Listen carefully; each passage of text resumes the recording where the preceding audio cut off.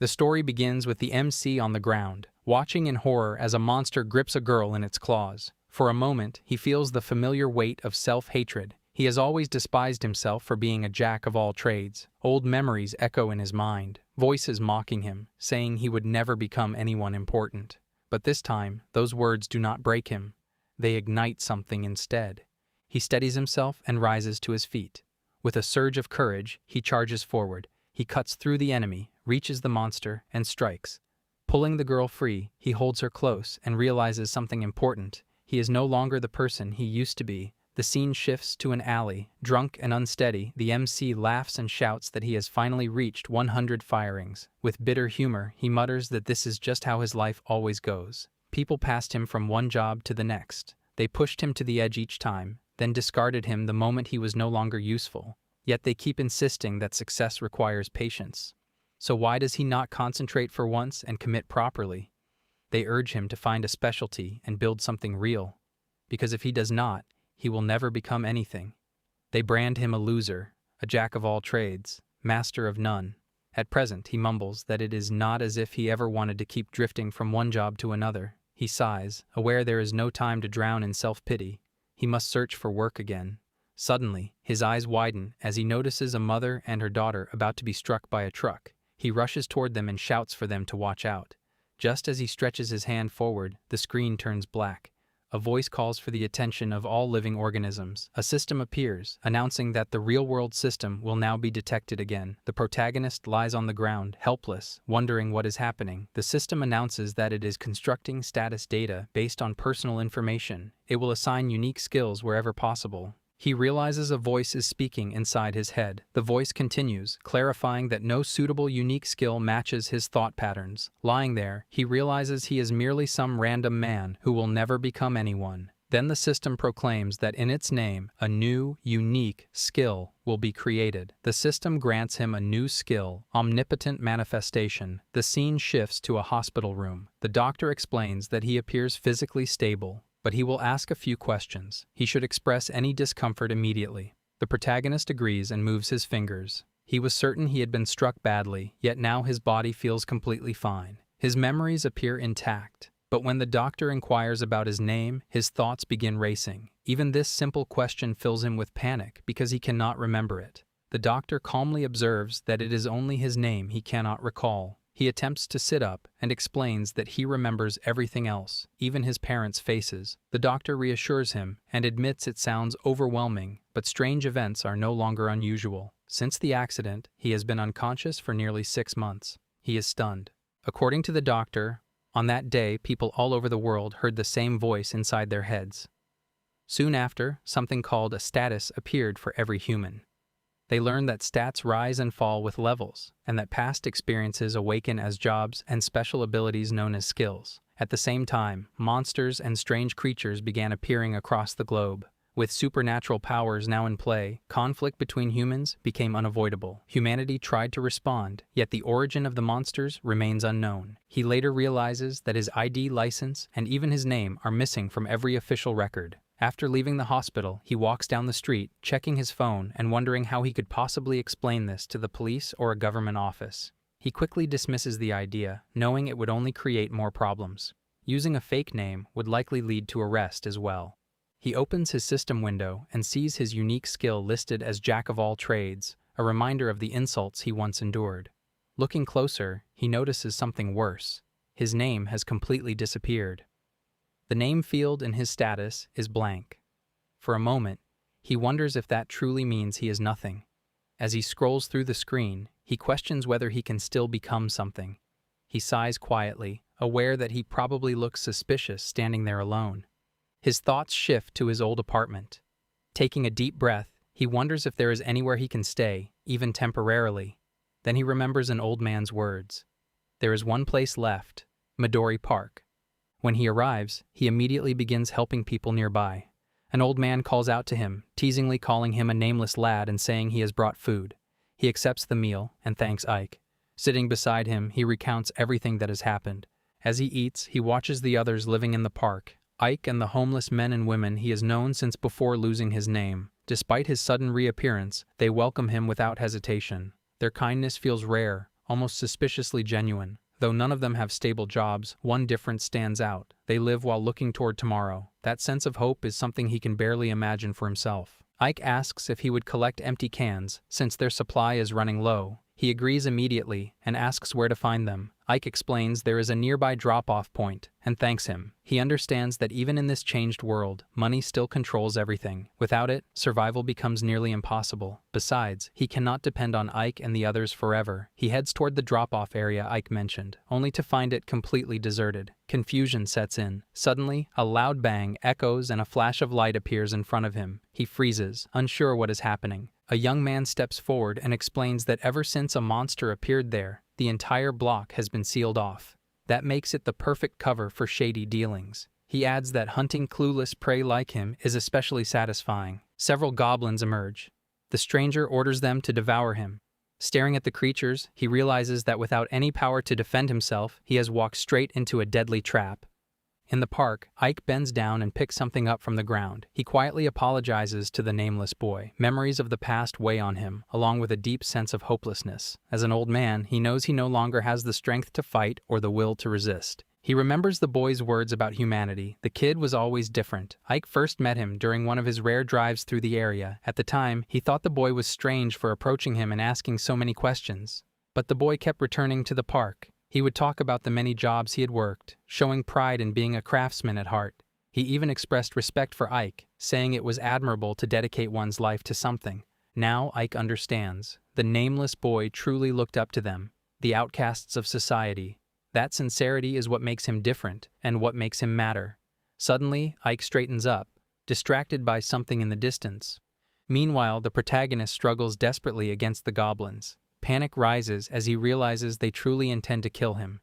He understands he has only two choices: run or die. The men nearby keep ordering the goblins to tear him apart piece by piece. Suddenly, a system window appears before him, startling him. It announces that a normal class has been unlocked. Fugitive. Shocked, he wonders if these are job skills and why they have appeared now, of all times. With no clear escape route, he desperately wishes the goblins would stop toying with him. They surround him completely. He stares at their open mouths filled with sharp teeth and wonders if this is how his life will end, reduced to food for monsters. The old mocking words echo in his mind, telling him he is nothing. He shouts at himself internally to get a grip. If he wants to live, he must move. If he wants to fight, he must clench his fists. His eyes harden with resolve. Just as the goblins lunge to devour him, the system window appears again. Another normal class has been unlocked. Mind Manipulator. He is stunned. Suddenly their movements seem slower, almost predictable. He notices they are aiming for his legs. The moment they strike, he jumps, surprising even the goblin commander watching nearby. Now he can clearly read their attack patterns. His body reacts instinctively to each threat. He moves through the battlefield like a speeding train, cutting down most of them with efficiency. After a brief pause, he realizes only 3 remain. He feels different, stronger, sharper, more aware. He starts running, leaps onto a building wall, and shouts that this was once their hunting ground, but now it belongs to him. He descends with force, crushing them one by one until none are left. The curly-haired boy who orchestrated the attack stands stunned. The system window appears again, stating, Goblin Horde annihilated. Experience points acquired. He jumps from level 1 to level 7 instantly. Breathing heavily, he can hardly believe he survived, let alone won. He opens the system window to check his status and sees he has earned a bonus for targeting extermination, along with increased skill proficiency. Looking at the aftermath, he realizes he unlocked several new skills during the battle. He wonders if this happened because he carefully analyzed their movements while fighting. After finishing off the goblins, the boy feels stunned that he barely survived. Before checking his own status, however, he has something more urgent to do: figure out who is controlling the goblins. Deciding to use his new skill, Acquired Class. Appraiser at quality level 1, he scans the enemy. The boy controlling the goblins is level 5. His name is listed as nameless, and most of his stats appear blank. The protagonist wonders if his own skills, being only level 1, are too weak to reveal more details. Still, he recognizes that the enemy is clearly competent, so he decides to keep observing, having already learned enough. Judging by the boy's earlier moves and his job title, he assumes that the boy uses monsters to fight, though he likely has solid combat abilities himself. Checking his own stats, he realizes that in a one-on-one fight, his higher level gives him a significant advantage. As he prepares to confront the boy, the enemy asks what he is doing, noting that after taking down the goblins, he thinks he can handle him. The protagonist confirms that his higher level gives him the edge. The curly-haired boy asks how he knows, then notices the protagonist's eyes and correctly guesses that he is an appraiser. After a moment of thought, the boy steps down the stairs with a smile and extends his hand, offering to team up. Shocked, the protagonist asks what he just said. The curly-haired boy knows that our lad has rare skills that only appeared after the world changed, and one of these skills lets him assess an opponent before fighting. He asks if that is what the MC used on him, noticing that he only chose to fight after confirming the boy was weaker. The curly-haired boy reassures him that his leveling will go faster and that his class has interesting traits, though the protagonist wonders what those traits are. The boy promises to show him properly later and admits that he does not trust humans easily, but in a world like this, cooperation is sometimes necessary. The protagonist acknowledges that it makes sense logically but refuses, stating that it does not match his worldview. The opponent shrugs and says that, in that case, he should die. Suddenly, a new group of goblins jumps out from behind him. The protagonist freezes, shocked by the ambush. The curly-haired boy laughs, taunting him, saying that he thought goblins were out of stock, and now the protagonist is serving as bait. Breathing heavily, our lad feels the exhaustion from the previous fight catching up with him. The goblins move in predictable patterns, but if the battle drags on much longer, he will be finished. He decides to go straight for the one controlling them, the tamer. The curly-haired boy grits his teeth, realizing that the goblins consumed the experience points of 10 people and still lost. He sees that the protagonist has grown too strong and cannot allow him to level further, or he himself will have no chance of survival. Just then, a goblin attacks. His eyes widen as the weapon breaks on impact. Shocked, he realizes this goblin's defense is far stronger than he expected. Frantically scanning for a weapon, he sees another goblin leap toward him, ready to strike. A voice suddenly shouts, "Kid!" And the old man appears, swinging a pipe and striking the goblin with precise force. Ike looks at him and calmly says that it was a close call. The boy looks at the old man and thanks him for saving his life. He apologizes for freezing up and expresses his gratitude, but he also wonders why Ike is even here. Using his appraisal skills, he quickly realizes that Ike has no combat ability. His class isn't even a fighting one. He warns Ike that it's too dangerous and that he needs to hide. Ike shakes his head, apologizing, and explains that on the way here, he tried to shield the boy but injured his back and leg, leaving him unable to move. Meanwhile, the curly-haired boy steps down, grinding his teeth in frustration at the goblins and calling them worthless and useless. The protagonist glares at him, reminding him that the monster tamer himself is the last one left. The curly-haired boy continues yelling at his goblins, complaining that after all the meals he gave them, they are ungrateful. Then he mocks the protagonist for still being alive, despite being clueless. Pointing at Ike, he remarks that the old man will just raise a new batch of goblins and ridicules him further, calling the park a good feeding ground. Ike shudders, and the boy yells at the monster tamer to stop. Angered by the protagonist's interruption, the curly-haired boy orders his orcs to come out. Suddenly, a huge wall collapses. The protagonist shouts at Ike to get back as a massive monster appears, a creature whose stats he can barely read. He is shocked to see that the curly-haired boy has a level 14 monster, even with a status condition in its race. The curly-haired boy mocks him, calling him an idiot, and says that even if he defeats the boy, he cannot defeat the monster. He commands it to tear the protagonist apart. The monster growls and swings its massive arm, hurling its master into the wall, smashing him. The protagonist watches in horror as the curly-haired boy crumples, blood flowing everywhere. The monster has just killed its own master. As the creature's next punch comes down toward him, he grits his teeth, recognizing the downward swing. He jumps outward to block the attack, dodges repeatedly, and finally lands on the opposite side of the wall, breathing heavily. He realizes he cannot outrun the creature while carrying Ike, but they cannot stay hidden forever, and he cannot fight barehanded. He wishes for a weapon. Suddenly, Ike snaps out of it and grips his iron pipe tightly. He asks the boy if he can buy them some time, explaining that he can forge a new blade from the pipe. He admits he is not sure how, but he can sense it. He is a blacksmith, after all. The protagonist asks how he knows, and Ike explains that the curly-haired boy is not a true fighter, which is why he dared to take this risk. The boy nods, genuinely appreciating the gesture, understanding that Ike's skills come at a cost. Ike shouts that there is no time to argue, they have friends in the park depending on them. The protagonist gasps, remembering the faces of the people he cares about, shakes his head, and dashes back toward the monster.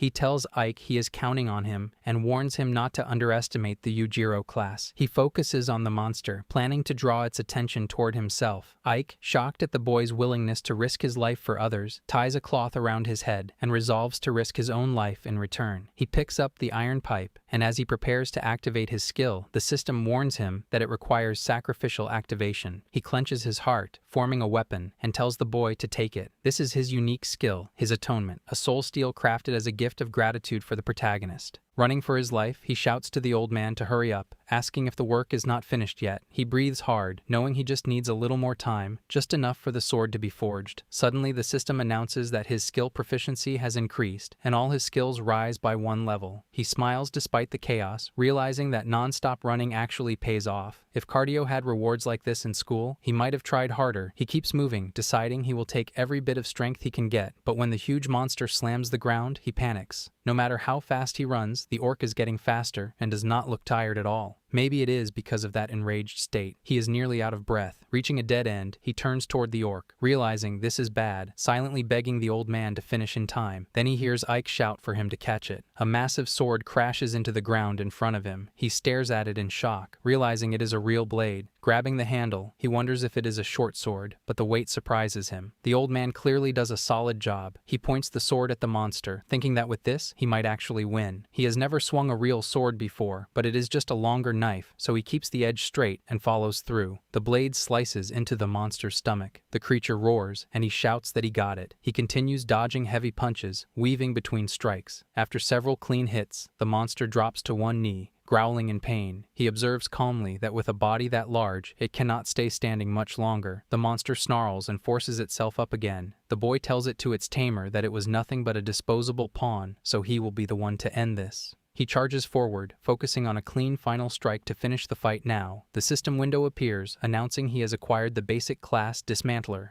As he closes in and spots the weak point, critical targeting and drop rate increase by level 1. With one sharp motion, he slices across the monster's neck. He steps back, teeth clenched, thinking it is over. The monster staggers, then its head falls to the ground. He turns, breathing heavily, staring at the massive body lying still. Only then does it sink in. He actually did it. The system announces that he has leveled up from 7 to 12.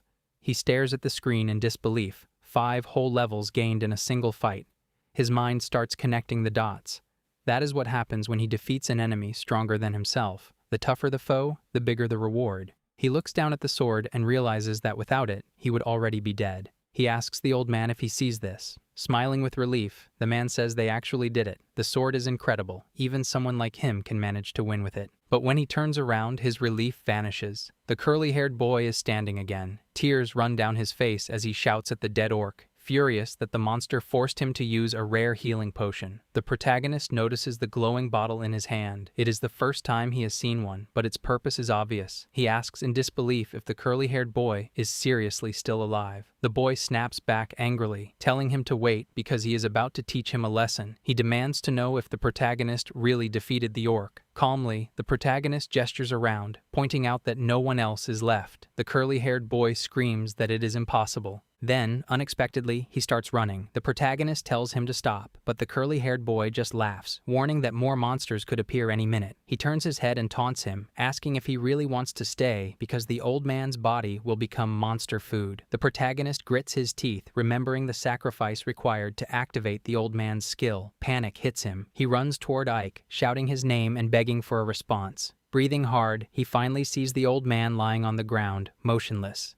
The protagonist is stunned, and he reveals to Ike that he has won. Thanks to his sword, he has slain the orc. Ike understands, and our guy inquires whether this victory is due to his skill. He replies that by offering his soul, he forged steel and shaped it into that blade. He urges him to take it, declaring that it is his now and that he should wield it well. Ike thanks him and promises he will treasure it. He apologizes for allowing that man to escape. Ike responds that he deserves to know the truth. Ever since the world gained status and before he arrived, 2 of their friends were killed. He grows confused and asks why. Ike reveals that some thugs appeared and claimed they wanted to test their new skills. They somehow managed to drive them away, but the use of those skills attracted nearby monsters, and then one of those thugs returned. It was that monster Tamer, and he came back. The Tamer informs Ike that from now on, he will send him a steady stream of people for their safety. He asks why he would return and declare such a thing. Ike discloses his scheme, explaining that using people as monster bait worked well enough, but he requires a constant supply. If he refuses, that is fine as well, because his homeless companions can fill the gap. Ike yields to him, terrified that this world has not changed, that the weak are devoured while the strong decay. Those without power can only protect what little remains by sacrificing themselves. The protagonist realizes what has truly happened. Ike continues, confessing that he sent him and the other young people to their deaths, and only now does he regret it. The protagonist clenches his fist, placing all the blame on the tamer. He wonders whether he could have truly killed him. Could he have struck him down? Could he have taken another person's life? Ike admits that he was powerless and lacked courage, yet the boy accomplished what Ike could not. The protagonist responds that this is not true. If Ike had not forged that sword, he would be lying there instead. It is thanks to the blade that he triumphed, and Ike is the one who saved them. He protected everyone. Ike smiles and murmurs that, in the end, he still does not know the boy's name, and then he draws his final breath. The protagonist wonders, without a name, who he was to Ike. How will he remember him? Perhaps he has lost something far more precious than he realized. Even without knowing who he truly is, he will continue living, freely, just like Ike and the others. Though clumsy, he will keep moving forward. Back with the tamer, fury courses through him at having been humiliated. He curses the protagonist and recalls that appraisers are weak in combat, brushing the matter aside as he vows repayment. People are worthless to him. They exist only to be used and discarded. He swears he will prove it and kill the boy with his own hands.